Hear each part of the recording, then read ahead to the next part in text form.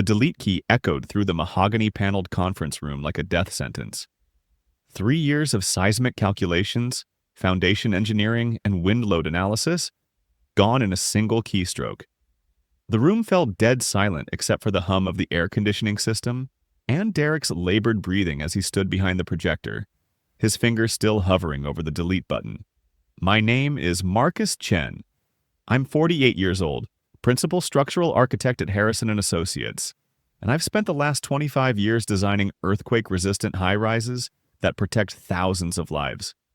I hold dual master's degrees from MIT in structural engineering and architecture, and I'm one of only 12 architects in North America certified to design buildings over 40 stories in Class 4 seismic zones. The project Derek just deleted? It was my life's work.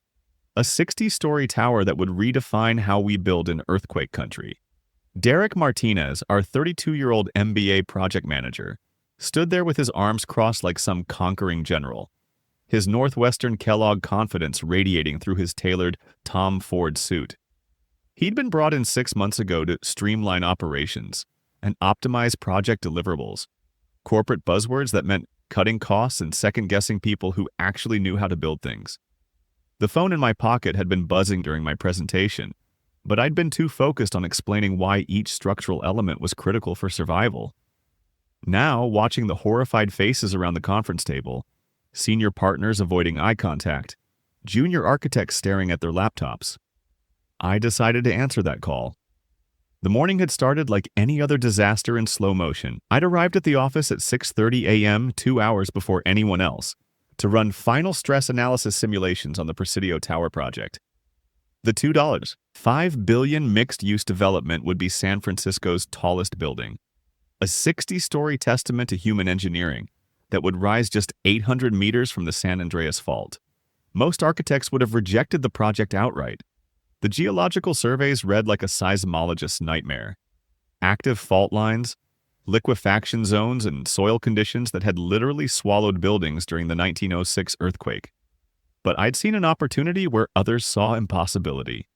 After 5 years of research and development, I'd perfected a revolutionary seismic damper system that could make a 60-story building dance gracefully through an 8.0 earthquake instead of snapping like a toothpick. The foundation design alone represented a breakthrough in earthquake engineering, a hybrid system of bedrock anchors and base isolators that would decouple the building from ground motion. The Peninsula Properties presentation was supposed to be our moment of triumph. Mr. Yamamoto, their CEO, had flown in from Tokyo specifically to review our seismic mitigation approach. I'd spent 6 weeks preparing a comprehensive analysis, complete with computer simulations showing how the building would perform under various earthquake scenarios. The models were poetry in motion, like watching a master dancer swaying to music only she could hear. Derek had other plans. "Good morning, everyone," Derek began, not even glancing at my presentation materials. "I want to start by addressing some concerns about project complexity and cost optimization." I felt my stomach drop. We'd been through this conversation a dozen times over the past month. Derek's idea of optimization usually involved eliminating the very systems that kept buildings from falling down. Marcus has prepared an ambitious seismic design, Derek continued, practically spitting the word ambitious like it was profanity. But I think we need to ask ourselves whether we're over-engineering this project. Mr. Yamamoto leaned forward, his expression politely confused. "Mr. Martinez, we specifically requested Dr. Chen's involvement because of his expertise in seismic architecture. Peninsula Properties is prepared to invest in the most advanced earthquake protection available." Of course, Derek smiled his practiced MBA smile. But sometimes the most advanced solution isn't the most practical solution. Let me show you what I mean. He pulled up my seismic damper specifications on the projection screen. 3 years of detailed engineering drawings, stress calculations, and performance models. These dampers, for example, Marcus is proposing 47 individual units, each custom manufactured in Japan at a cost of $2.3 million per unit. That's over $100 million just for the damping system. The dampers are precisely tuned to different frequency ranges, I interrupted, trying to keep my voice level. Each one responds to specific seismic wavelengths. It's not about having 47 dampers. It's about having 47 different frequencies working in harmony. Marcus, I understand you're passionate about your research, but we need to think practically. Couldn't we achieve 80% of the seismic protection with, say, 3 larger dampers? Maybe 4? That's like asking why a piano has 88 keys instead of just 10 louder ones. The whole point is frequency distribution. Each damper is tuned to cancel out specific seismic wavelengths. You can't just make them bigger. But the cost is justified by the fact that our building will be fully operational after an 8.0 earthquake, while everything else in the financial district is being condemned, I said, pulling up my damage projection models. Look at these simulations. In a major earthquake scenario, conventional construction would result in $400 million in structural damage and potential collapse. Our system reduces that to less than $10 million in cosmetic repairs. Mr. Yamamoto was studying the simulation intently. Dr. Chen, this is extraordinary. The building barely moves during the earthquake sequence. That's exactly right, I said, feeling a surge of professional pride. The base isolators allow the building to move independently from the ground motion, while the damper network prevents any resonance buildup. It's like the building is floating on a cushion of air. Derek's jaw was tightening. I could see him losing control of the room, losing his carefully planned cost-cutting presentation. Marcus, this is all very impressive from a theoretical standpoint, but Peninsula Properties is a business, not a research laboratory. I turned to face him directly. Derek, the economic reality is that this building will house 8,000 people daily. The economic reality is that San Francisco experiences significant seismic activity every 20-30 years. The economic reality is that proper earthquake protection isn't an expense, it's insurance. The tension in the room was becoming palpable.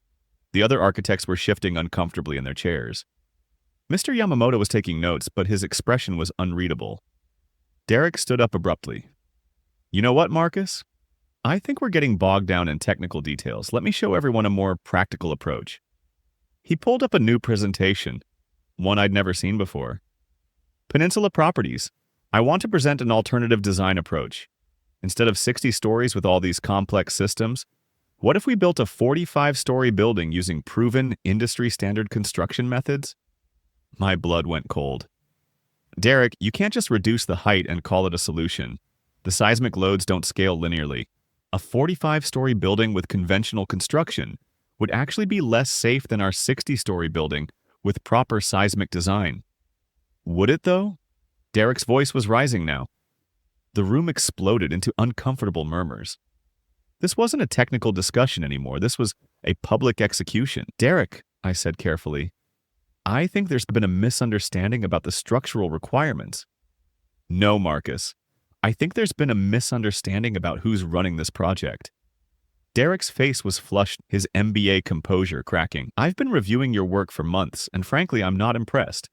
These damper systems, these foundation designs, they read like academic research papers, not practical construction documents. Mr. Yamamoto cleared his throat. Gentlemen, perhaps we should actually, Derek interrupted. I think this is exactly the conversation we need to have. He clicked back to my seismic damper specifications. Marcus, explain to me why we need 47 dampers instead of 5. Explain it in terms that a client can understand, not engineering jargon. It was a trap. Any explanation detailed enough to be accurate would sound like engineering jargon to someone who didn't understand structural dynamics. Any explanation simple enough for Derek to follow would make the system sound unnecessarily complex. The seismic frequency spectrum, I began. Jargon, Derek said curtly. Different earthquake wavelengths require different damping responses. Still jargon. I looked around the room. The other architects were staring at their hands. Mr. Yamamoto was watching this display with growing concern.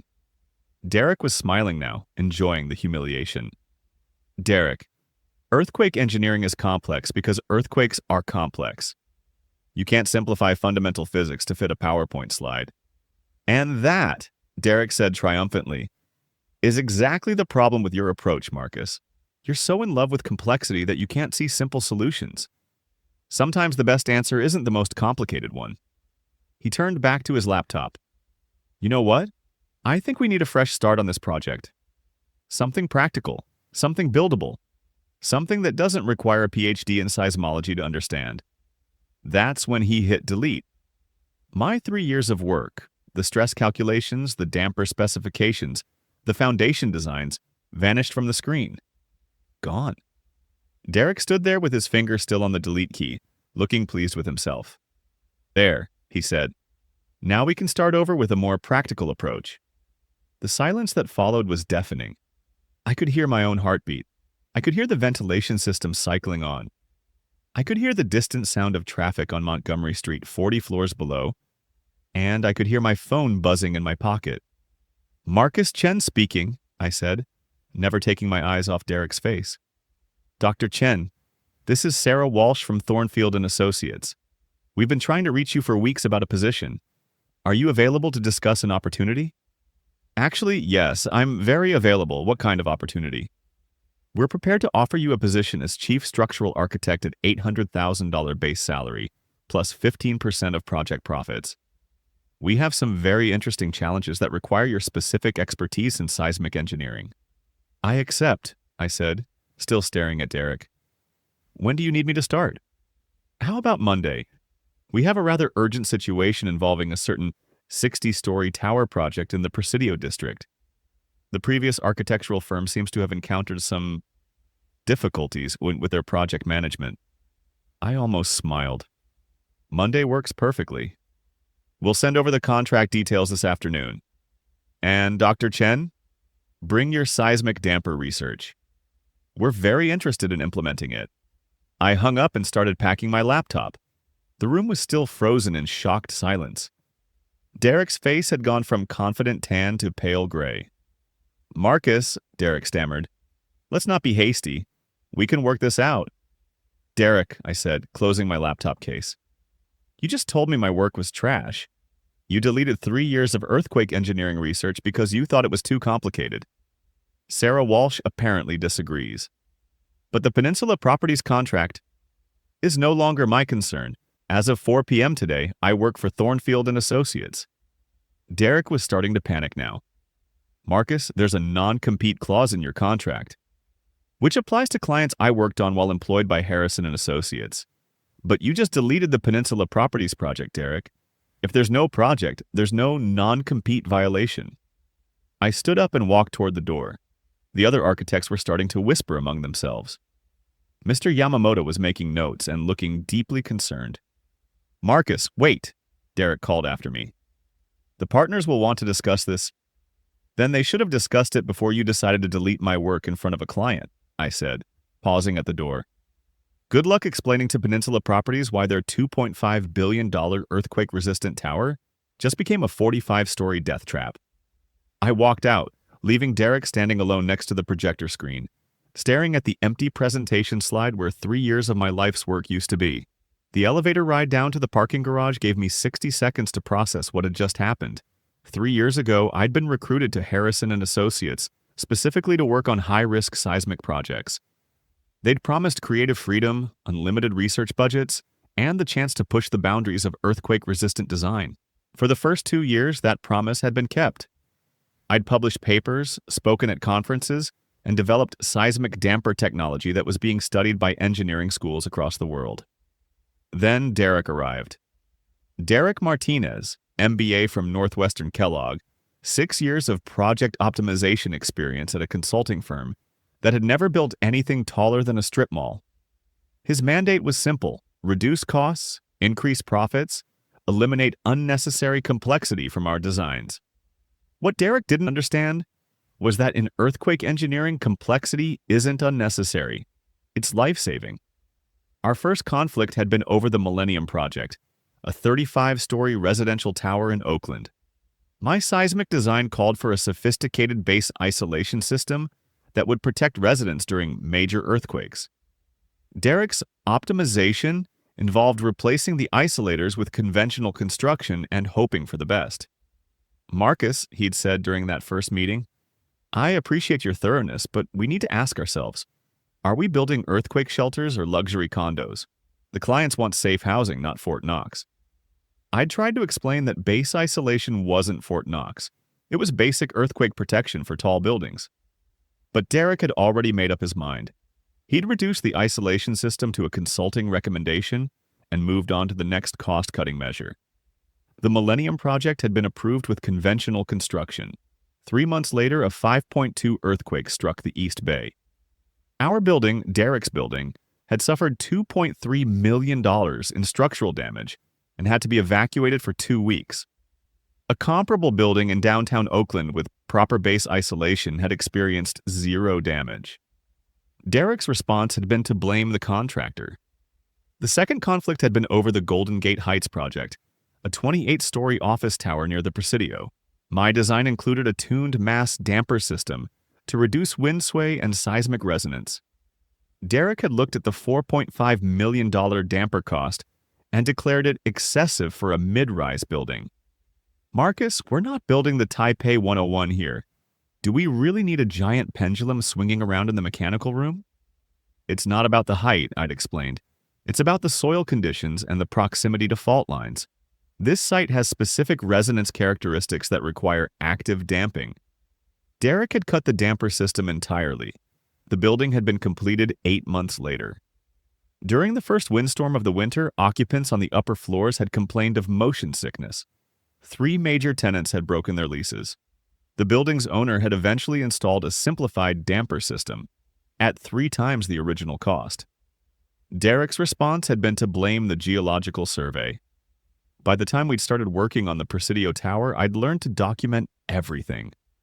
Every conversation with Derek was followed up with detailed emails summarizing our discussions. Every design decision was backed up with engineering calculations and cost-benefit analyses. Every recommendation came with risk assessments and liability considerations. Derek's mind was made up before he ever looked at the technical data.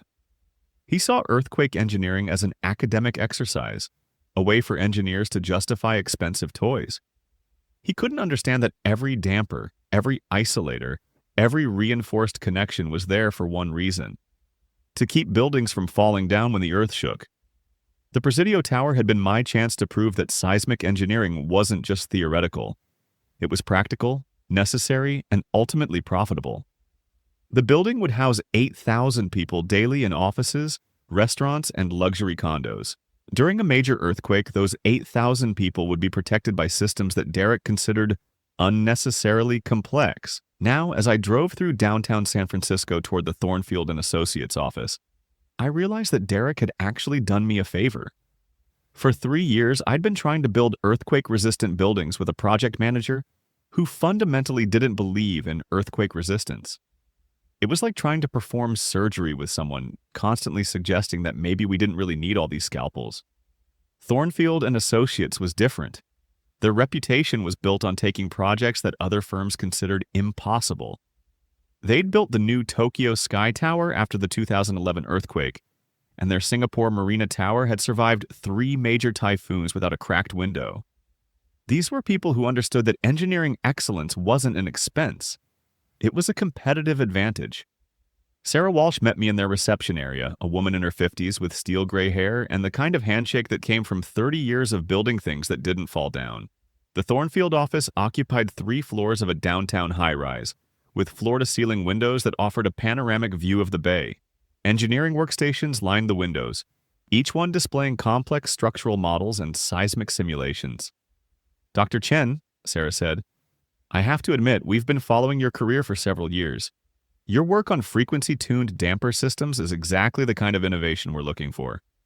She led me through the office, introducing me to structural engineers who had read my published papers, project managers who had worked on my previous buildings, and fabrication specialists who understood the precision required for seismic dampers.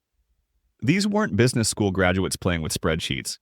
They were craftspeople who took professional pride in building things that lasted. "The Peninsula Properties situation is interesting," Sarah continued as we settled into her corner office. "They called us this morning after Harrison and Associates encountered some difficulties with their project management. Apparently, someone deleted 3 years of seismic engineering work during a client presentation." I nodded. "Derek Martinez thought the earthquake protection systems were too complex." Sarah's expression darkened. "Too complex for earthquake protection?" What did he think we were building? A garden shed? Derek's background is in business optimization, not engineering. He sees seismic systems as expensive options rather than life safety requirements. And now, Peninsula Properties is looking for a firm that understands the difference, Sarah said. They're prepared to increase the project budget to $2.8 billion to ensure it's done right. They've also added a $10 million early completion bonus and some interesting profit-sharing arrangements. Over the next 2 hours, Sarah outlined Thornfield's approach to the Presidio Tower project. They'd been studying my published research on multi-frequency damper systems and had identified fabrication partners in Japan who could manufacture the precision components. Their structural engineering team included specialists in base isolation, seismic retrofitting, and high-rise dynamics.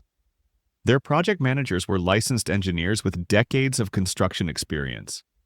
What we're offering you, Sarah said, isn't just a job, it's a partnership. Your seismic damper technology could revolutionize earthquake-resistant construction. We want to be in business with you, not just employ you. The contract she presented was unlike anything I'd seen in 25 years of architecture. Base salary of $800,000, plus 15% of project profits, plus licensing fees for any seismic technologies developed during my employment. Full research budget, unlimited consultation access, and a fabrication workshop for prototyping new damper designs, Sarah added as I reviewed the contract terms. We've already been contacted by 3 other clients about similar projects. Los Angeles, Seattle, and Vancouver all have high-rise developments planned for seismic zones. If your damper system works as well as our models suggest, we could be looking at $20 billion in earthquake-resistant construction over the next 5 years. I signed the contract at 6 p.m. just as the San Francisco fog was rolling in. By 7 p.m., I was back at my apartment, opening a bottle of 18-year-old Macallan and starting to rebuild my seismic models from backup files that Derek had never known existed. My phone rang at 8:30. Derek. Marcus, we need to talk. Peninsula Properties is making some unreasonable demands about earthquake protection. Derek, I don't work for you anymore. As of 4 p.m. today, I work for Thornfield and Associates. You can't just walk away from a $2.5 billion project. Actually, Derek, you deleted the project, remember? You stood up in front of Peninsula Properties and declared my work to be trash. You eliminated 3 years of seismic engineering because you thought it was too complicated. The silence stretched long enough for me to take a sip of scotch and open my laptop. Marcus, maybe I was hasty with the delete key. I couldn't help but laugh. Derek, you told the client that earthquake protection was an academic exercise. You suggested replacing 47 precision-tuned dampers with maybe 4 larger ones. That's not hasty, that's incompetent. The partners are willing to discuss a promotion. Senior architect, your own team, complete design authority. I already have design authority, and a client who understands the difference between engineering excellence and cost optimization. There were seismic models to rebuild, damper specifications to update, and a revolutionary building to design. Derek could explain to his partners how he'd deleted $5 billion worth of business in front of the client. That was no longer my problem. The next 3 months were a masterclass in how engineering projects should be managed. Thornfield's approach was everything Harrison and Associates wasn't. When I recommended custom fabrication for the seismic dampers, they connected me with a Japanese firm that specialized in precision earthquake components. When I specified high-strength steel for the moment frame connections, they sourced material that exceeded my requirements. When I suggested full-scale testing of the damper prototypes, they built a testing facility. Tom Rodriguez, Thornfield's chief project manager, had 20 years of high-rise construction experience and understood that seismic engineering wasn't theoretical. It was practical life safety technology. He'd worked on 2 of my previous buildings and seen firsthand how proper earthquake protection performed during actual seismic events. Marcus told me during our first design review, I've been in construction long enough to know good engineering when I see it. Your damper system isn't just innovative, it's necessary. Anyone building tall structures in seismic zones without this technology is gambling with people's lives. The Presidio Tower design evolved rapidly under Thornfield's guidance. The 47 tuned mass dampers were fabricated to tolerances measured in fractions of millimeters. The base isolation system used advanced elastomeric bearings that would allow the building to move independently from ground motion. The moment frame connections were designed to yield gracefully during major earthquakes, protecting the overall structure while absorbing seismic energy. Peninsula Properties was thrilled. Mr. Yamamoto brought in a team of seismic engineers from Tokyo to review our calculations, and they spent a week going through every structural detail and performance simulation. Their final report was unambiguous. This building will set new standards for earthquake-resistant architecture. Meanwhile, Harrison and Associates was discovering what it meant to lose a $2.5 billion project with $50,000 daily penalty clauses. Their other clients were asking pointed questions about project management capabilities. 2 senior architects had already left for competitors. Derek had been reassigned to special projects, which meant he was updating company safety manuals while the partners figured out how to fire him without triggering wrongful termination lawsuits. Derek called me twice more, each conversation more desperate than the last. The first time, he wanted to know if I'd consider consulting on some of Harrison and Associates' other projects. The second time, he was asking if Thornfield would be interested in a strategic partnership for future seismic work. I told him that Thornfield didn't partner with firms that deleted earthquake protection systems. The real vindication came 8 months later, when we broke ground on the Presidio Tower. The ceremony was covered by local news and international architecture journals. The building was hailed as a revolutionary approach to seismic design, and other cities were inquiring about similar projects using our damper technology. Standing at the construction site, watching the first foundation caissons being drilled into bedrock, I realized that Derek had inadvertently given me the greatest gift of my career. For 3 years, I'd been trying to build earthquake-resistant buildings with someone who didn't believe in earthquake resistance. Now I was working with people who understood that seismic engineering wasn't just about protecting buildings, it was about protecting the people inside them. The final satisfaction came 18 months later, when Harrison and Associates filed for Chapter 11 bankruptcy. They'd lost 4 major clients after the Peninsula Properties debacle, and the penalty fees had drained their operating capital. Derek had been terminated 6 months earlier, after their professional liability insurance company had refused to renew coverage for projects under his management. I read about it in the industry publications while sitting in my new office on the 40th floor of the Thornfield building. Through the windows, I could see the Presidio Tower rising from its seismic isolation base, already 25 stories high, with its distinctive damper pods visible as sleek metallic elements integrated into the facade. In 2 more years, it would be complete, a 60-story testament to the principle that engineering excellence isn't an expense, it's an investment in human safety. My phone rang. Another client, calling about a 55-story project in Los Angeles. Another seismic zone, another engineering challenge, another chance to build something that would protect thousands of people for the next century. I picked up the phone and smiled. Marcus Chen speaking. How can I help you build something that lasts? Sometimes the most expensive mistake you can make is deleting expertise you don't understand. Derek learned that lesson when he hit that delete key in front of Peninsula Properties. His former colleagues learned it when they realized that seismic engineering can't be simplified to fit on a PowerPoint slide. And I learned that sometimes the best thing that can happen to your career is having someone declare your life's work to be trash, especially when they're catastrophically wrong. The Presidio Tower will stand for 2 centuries, protecting everyone inside from whatever the San Andreas Fault decides to unleash. Derek's career in architecture lasted about 14 months after he deleted earthquake protection from a $2.5 billion building project. I know which legacy I'd rather leave behind. Subscribe if you agree.